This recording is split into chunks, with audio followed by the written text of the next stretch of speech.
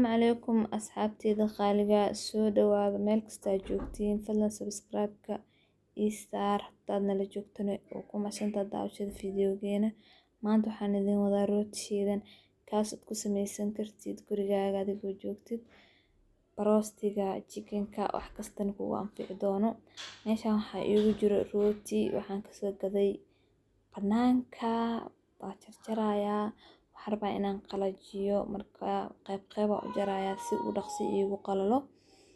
Marka waa kana rootigeena waa wada jarjaranay foornadan gelinaa waan sugayaa ilaa oo brown adeeg oo kasoo noqda asiga dhan.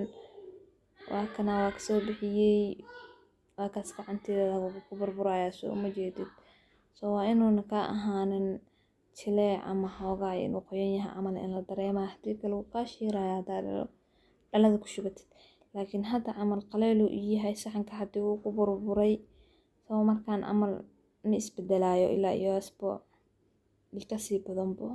Marka aniga markasta saan u isticmaalaa supermarket-ka kadoon ma ii yaalo iyo maba is wareeriyo Soomahan.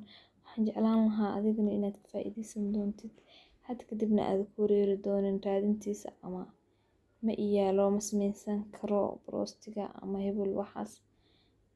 Gurigaaga ku samaysan kartaa easily wax ka fudud maba lahanbo.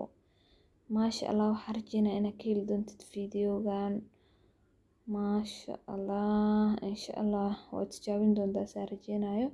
Waa kana saan ku soo baxay wax yar la makiinada kooda makiinadana u isticmaala aniga tana ii taal adigna markaas mid haysatid lee ku isticmaal. Waa kana midka suuqa iyo asiga waxba isma dhaamaan. Wax u dhexeeya ma lahan.